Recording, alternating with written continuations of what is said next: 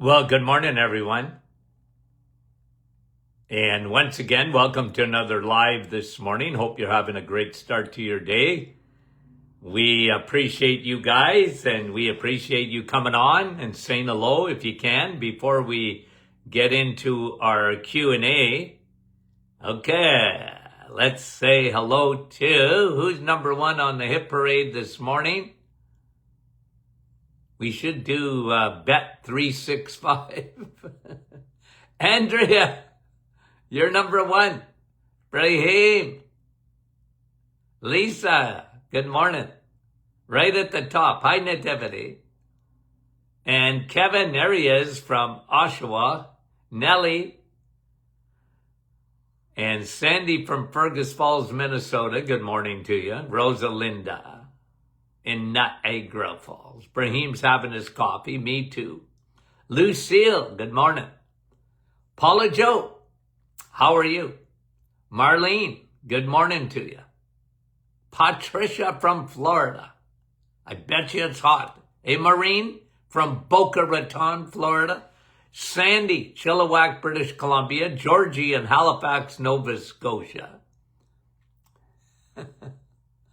Maria and Carol in West Virginia. Fran, Orangeville.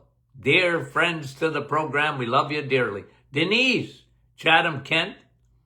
And Heather from Miramichi, New Brunswick.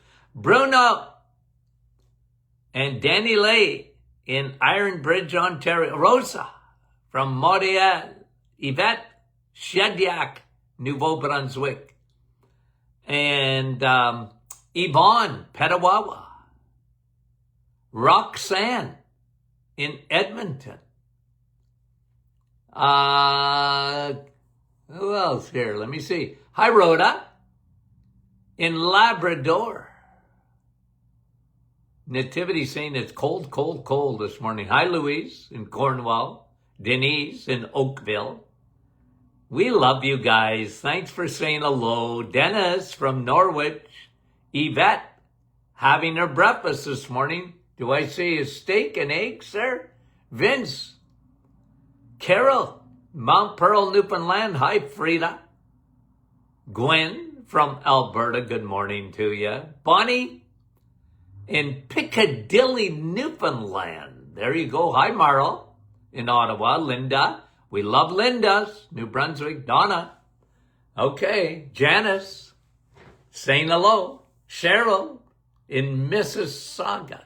Janine in BC, bright and early. Hi, Vonda. P-E-I. Herma in Burlington.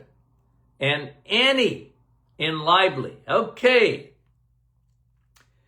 Sharon in Kansas. Lou Ella in West Tennessee. Joanne in Eganville. Nick is on with us this morning. I thought you were retired, Nick. You're still coming on. John in Elgin, Illinois. How are you? Doris in Kitchener. Good morning. Thomas is asking a question, guys. I saw a commercial for Mounjaro, okay? And he says, they claim it can lower your A1C. Yeah, it does. Okay? What is it?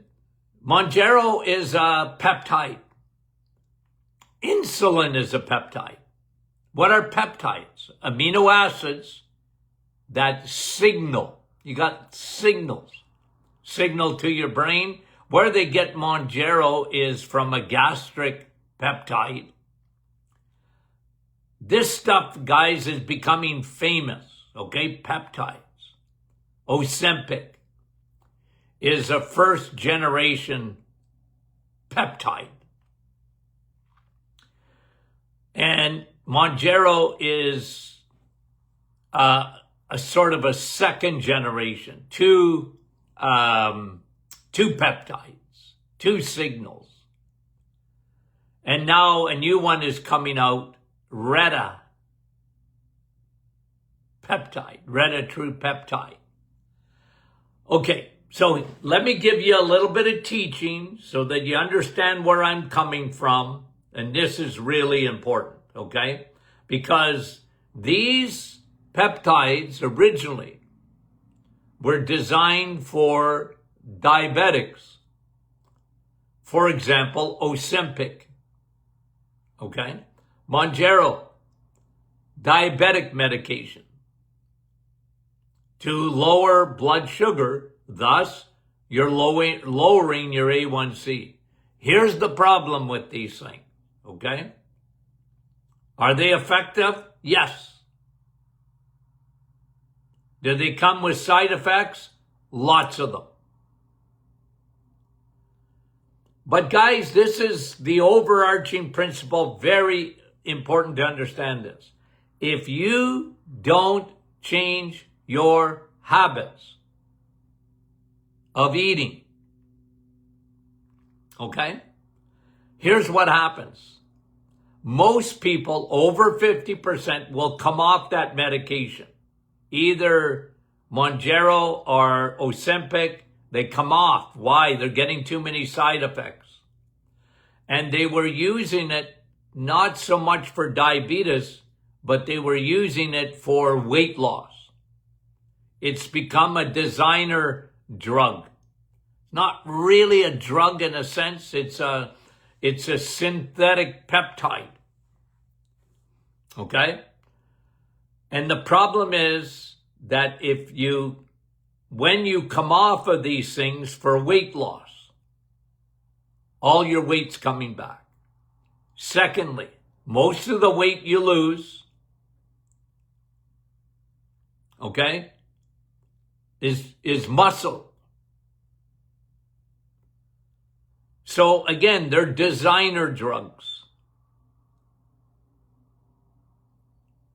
Half the people in Hollywood, I'm sure, are using them to keep their weight down.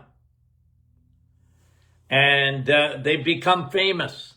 Okay, guys? And all I'm telling you is this, because they've been around long enough that we know this, is that if you don't change your eating habits, yeah, you'll lose weight. You'll lose weight. But side effects include, because how these peptides work, they delay gastric stomach emptying. Everything gets slowed down. And you got to be careful with that, because when you slow down gastric emptying, it's harder to digest your proteins, your fats, harder to digest your minerals, your vitamins. They're always low. When I used to be in my practice, very low in B12 with peptides. So guys, all I'm saying is it magic? Some people think it is. But if you don't have habit changes, this is why, guys, you can't outdo a bad diet. You can't outdo that. And with these peptides, you can't outdo a bad diet. Habits have to be changed. And I used to explain this to patients in my office all the time. Because remember, I went through in my practice where people were getting gastric sleeves. Remember all the surgery that was done to shrink the stomach size, and they would put a sleeve on there and, gastric surgery. I went through all that, and patients used to come in and they needed help, and they go, I need something. I said, I know, but if you don't change your habits,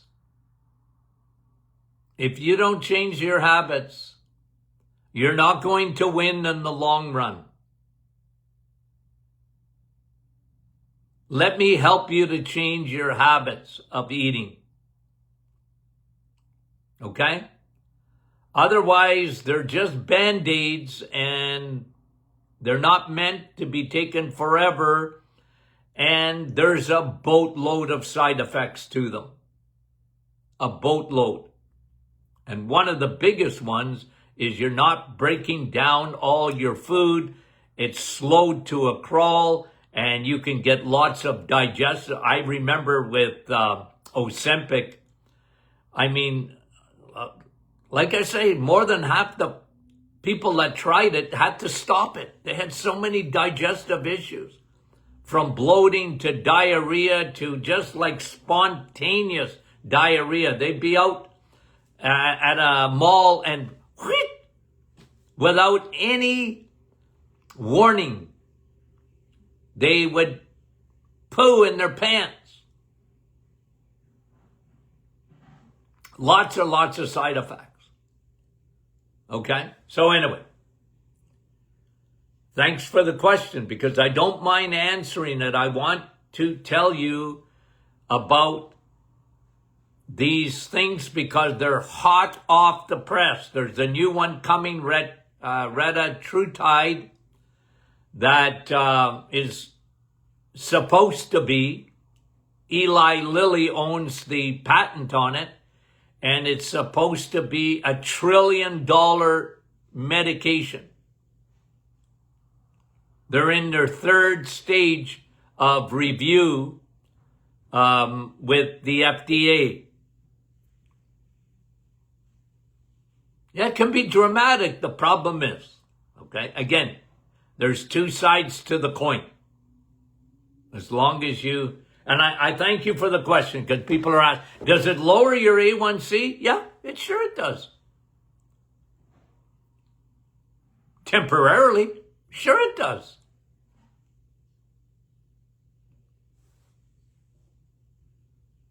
Metformin will lower your A1C. But a boatload of side effects. Isn't it better to lower your A1C with your diet? Yep, it sure is. Okay, Debbie wants to know something about what Dr. Martin thinks of a colonoscopy. Well, I'm just giving information. Okay? I'm just giving information. I can't tell. I didn't even do it when I was in practice. I didn't tell a patient not to get a colonoscopy. I wouldn't do it. I said, but here's the pros and cons. Okay? Here's the pros and cons. Colonoscopies are very, very invasive.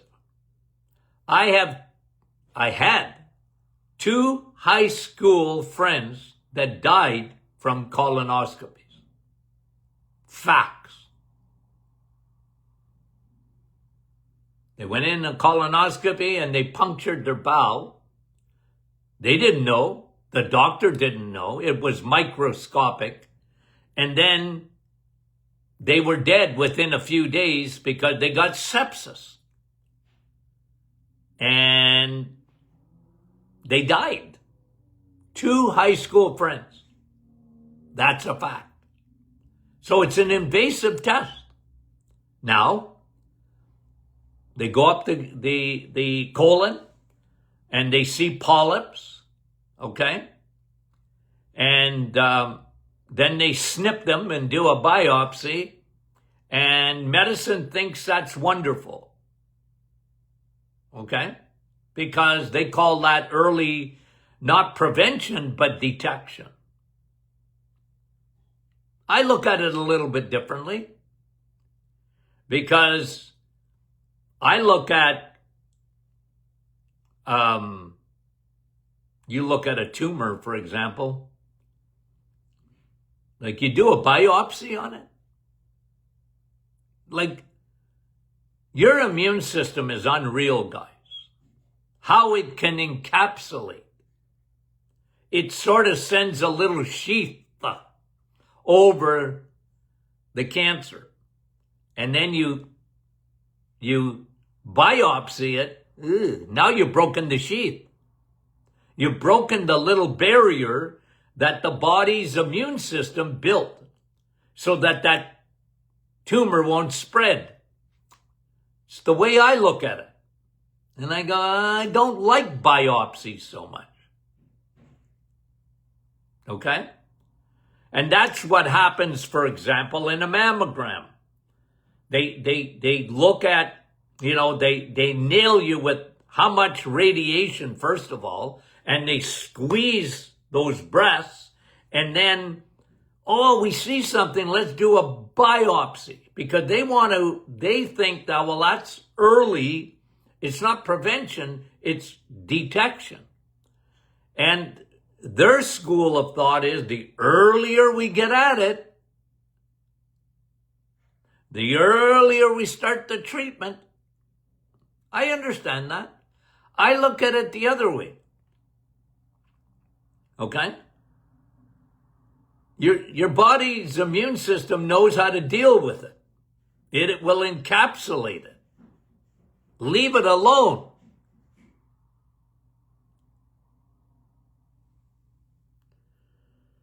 Anyway, that's where it come from. But you got to do what you got to do. You're going to have pressure to get a colonoscopy, certainly at a certain age. Just understand. Jan is asking about comments on vestibular neuritis. What is it? Inflammation of the vestibular, okay? That's the nerve in the middle ear. It gets inflamed. And neuritis. Whenever you see itis, inflammation, okay? Itis, inflammation. No fun. It can come on, vestibular neuritis can come on all of a sudden, and you're dizzy and you think you're on another planet. And usually, this is my experience with that, it's usually viral. It's viral. And that's why, like, the way I attack it is in an antiviral way. Okay? Oil of oregano, don't put it right in there. But lots of it. Probiotic. You might use an antihistamine like quercetin with Navitol. I find that can be effective. I love the quercetin, Navitol. I would add curcumin because that becomes anti-inflammatory, a very powerful antihistamine. No fun under the sun. Okay. And Jan is saying a family member has been diagnosed with that. Yeah, it can be very, very long-term. Can be. Okay. Severe vertigo. No fun. Linda is asking for Dr. Martin's protocol for eye health. Okay, here it comes. You ready? Okay. I don't care what it is. Retinopathy, glaucoma, cataracts. Okay. Diabetic retinopathy. Why? Eyes. Okay. So understand where I'm coming from. Okay.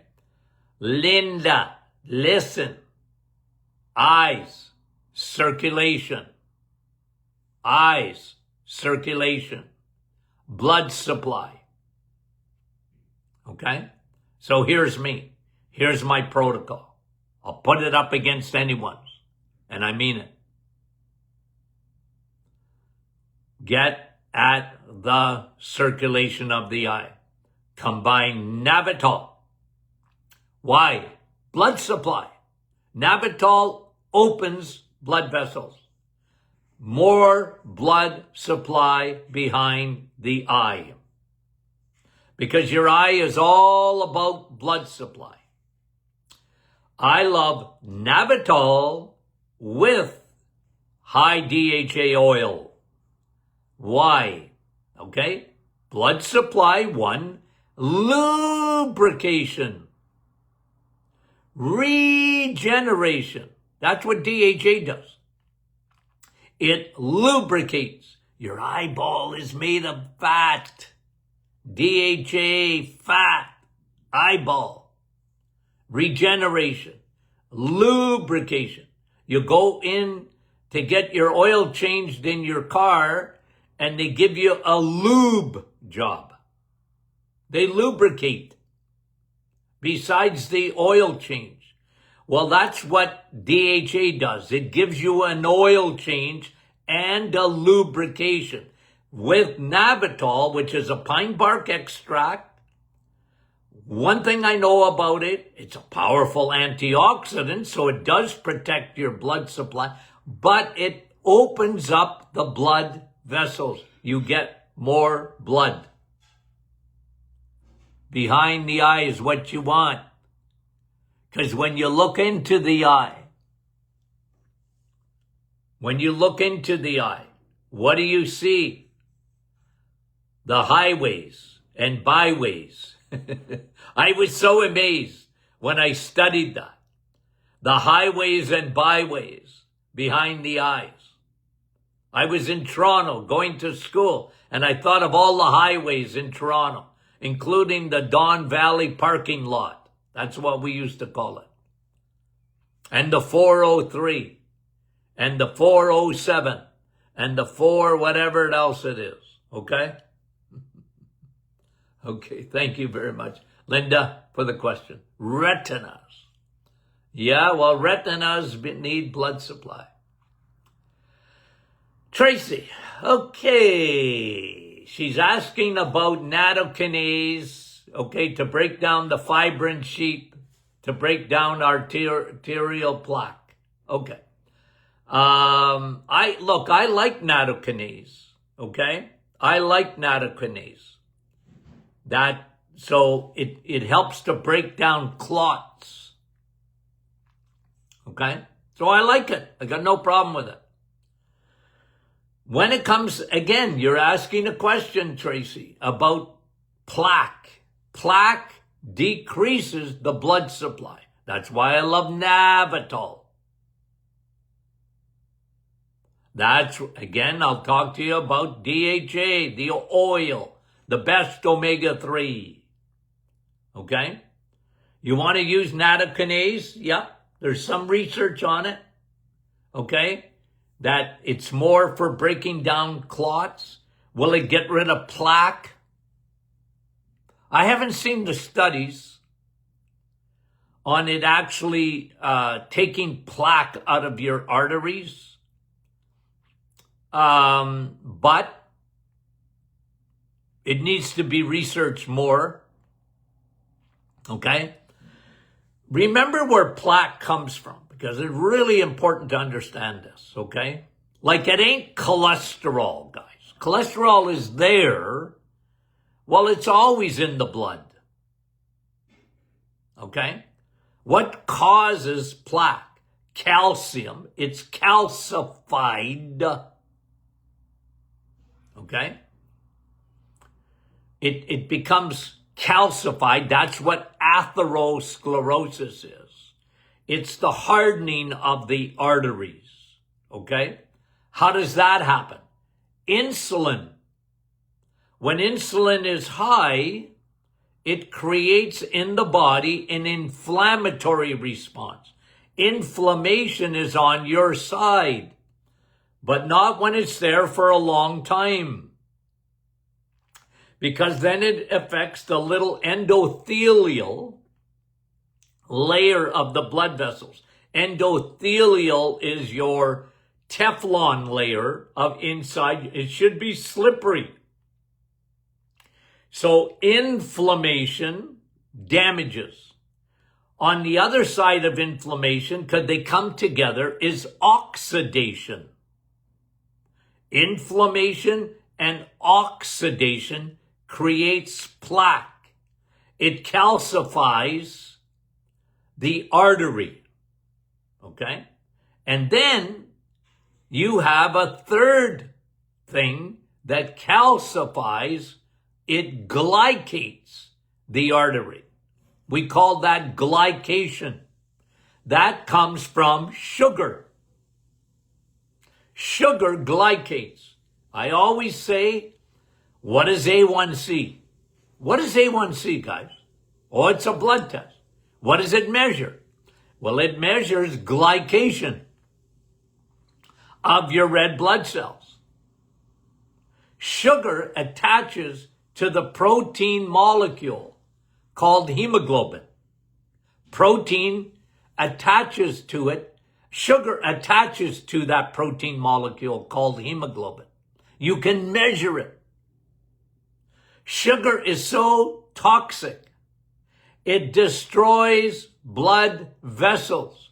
How does it do it? In a process called glycation. That's why your body is dedicated to take sugar out of your bloodstream. It's in a no parking zone. Got the memo? No. So you have inflammation left unattended. It damages. It's called the cytokine storm. It damages blood vessels. You have oxidation. Okay? What is oxidation? Think about this. Cut an apple in half. Okay? Cut an apple in half. It won't take long. It starts to turn brown. That's oxidation. Okay? You want to see what oxidation looks like? Cut an apple in half. Put a couple of drops of lemon juice on one side. What is lemon juice? It's an antioxidant. Okay? And that one side of the apple will stay whiter longer, won't turn as brown as fast. That's what an antioxidant does. You got that? So you have inflammation, oxidation, and you have glycation.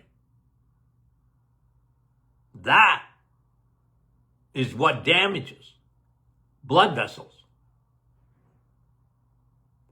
Food.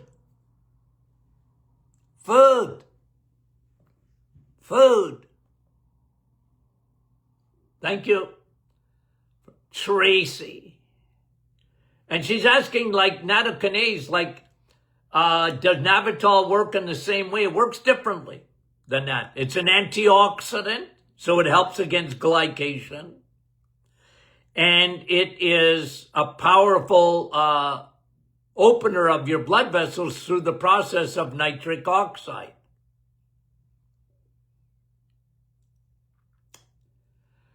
Diana is asking about mesenteric. That is the sheath around the intestines. Your mesenteric sheath. A protective sheath around your intestine.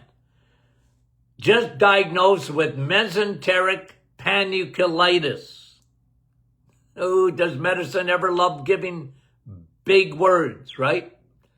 Well, look, when you get that, can be very, very painful.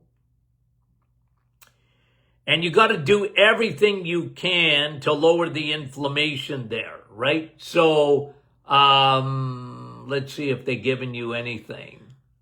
The doctors have tested me for rheumatoid arthritis because it is autoimmune. Why would the mesenteric lining, why would that sheath get inflamed in the first place? Yeah, autoimmune. The body's turning on itself. I'm a big guy, you got to do the probiotics. You don't want any sugar. Like, avoid sugar like the plague. Anything anti-inflammatory, I would have you on the Navitol. I'd have you on curcumin. Okay?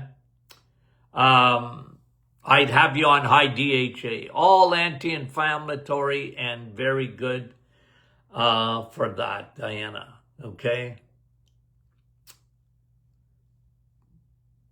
It's autoimmune. Marion. Dr. Martin, in your years of clinical practice, and you were observing people, looking at you. I had people, they say, what are you looking at? Remember, I got right in their face. A lady one time said, you're in my space here. She said she didn't know me. I'm up to her face like this. But I'm looking, I'm observing. I was looking at her eyebrows. I was looking at her skin. I was looking at her eyes. She said, you're in my space. I said, no, you're in my space. I said, this is my office. You're in my space.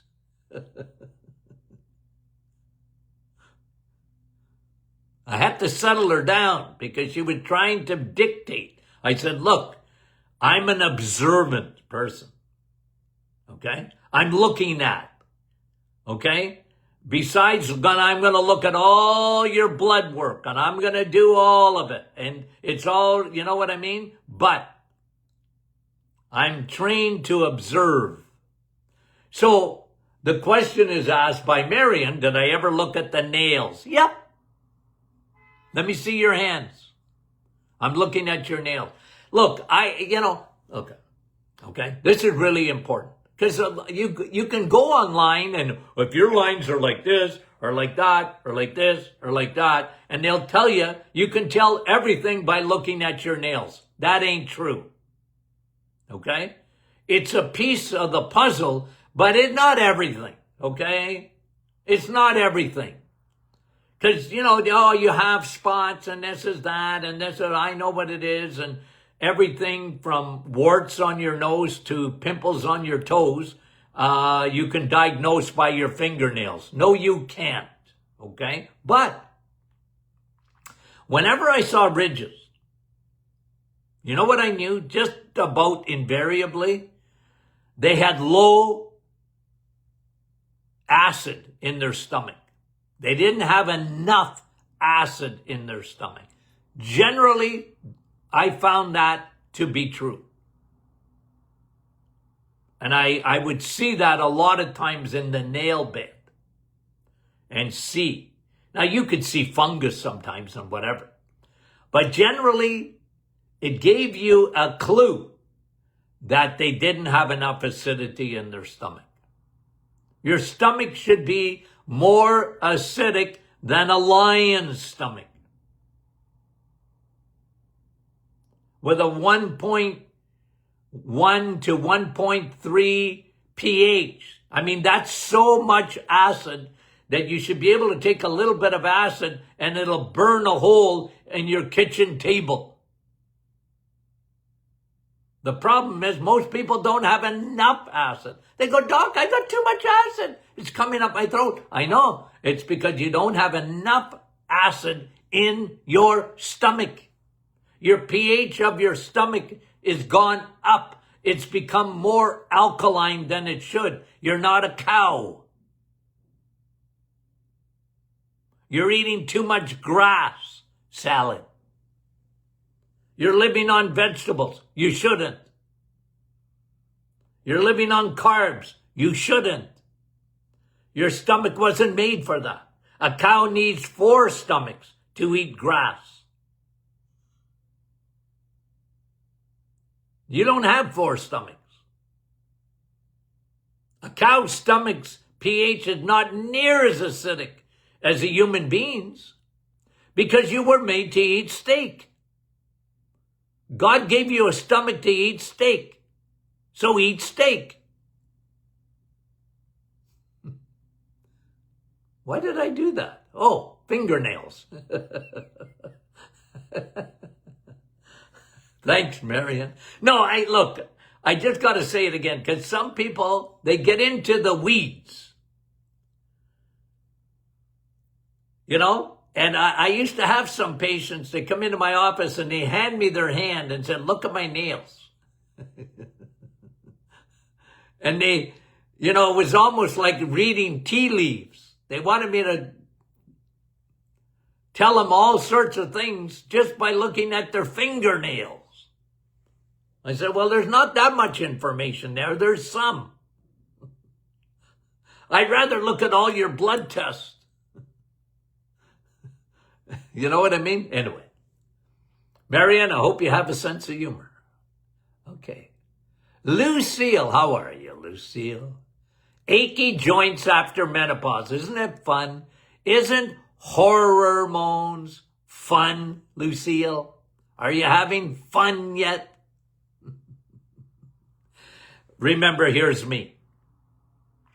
I was a hormone guy, okay? And I'm going to do it just because I always love to do it, Lucille. Okay? I bring out my chart. It's exactly what I used to bring out in my office 10,000 times a year. I bring out my chart of hormones and I say it's all connected. It's all connected. You have your ovaries. That's what makes you different. That's what makes you unique. Because your ovaries are tied to your thyroid. Your adrenal glands are tied to your thyroid. And they're tied to your ovaries. Ladies. And then you have in the middle, you have your pancreas. That's tied to your thyroid, to your ovaries, to your adrenals. They're all connected. And there's another circle over here. It's called your liver. And there's a lot happening in your liver. That's tied to your thyroid. That's tied to your estrogen. Okay? So I used to bring this out. And I said, you got to balance all of this. Because you're in a storm. Your hormones, they become hormones. And you got to balance them out. And I help tens of thousands, no, way more than that, women balance out their hormones. That's what I did, Lucille, in my office. More than anything. Hormones, including insulin, and that's a food hormone. And guess what? You better start with food. That's me. That's where I come from. Okay? So, yep. Probably don't have near much, Lucille, progesterone. Your estrogen's dominant. I can tell you that without even examining you. Joanne, okay, this is the last one, and then we got more for Monday. Yep, we sure do. Okay, Joanne's asking about, hold it, psoriasis. Okay? Well, first of all, I never saw one case of psoriasis or eczema, for that matter, that doesn't have the cause being leaky gut. Leaky gut, leaky skin. Always. Fungus, a yeast. It invades the body. The body's trying to get rid of it. Where does it put it? On the skin. You got to start with the gut. Fix the leaky gut. Doesn't happen overnight. Don't feed the yeast. That's sugar. Don't feed it. You got to go cold turkey. Come off the sugars. Be on a broad spectrum probiotic. Oil of oregano. Very, very antifungal. Okay? So that's how I treated people. And man, we got good results with that. Incredible. But it's leaky gut. 100%. Not 99, 100%. Okay. Mercy, oh, she's asking, what do you think of biologics? Well, that's medication that's different than, cortisone therapy or, when they give you prednisone or whatever, they're trying to lower the inflammation. This is, biologics are like they're sort of immunotherapy. They're going after the immune system, and I don't know, like, hey, if they work, good. But you're still not fixing the problem. You got to get to the root of the problem. And it's leaky gut. And it's a fungal infection. 100%. Okay, thank you for the questions, guys. We're going to have to do this again on Monday. Okay. We love you guys. Thanks for coming on, guys. We appreciate you more than you know. And we'll talk to you soon.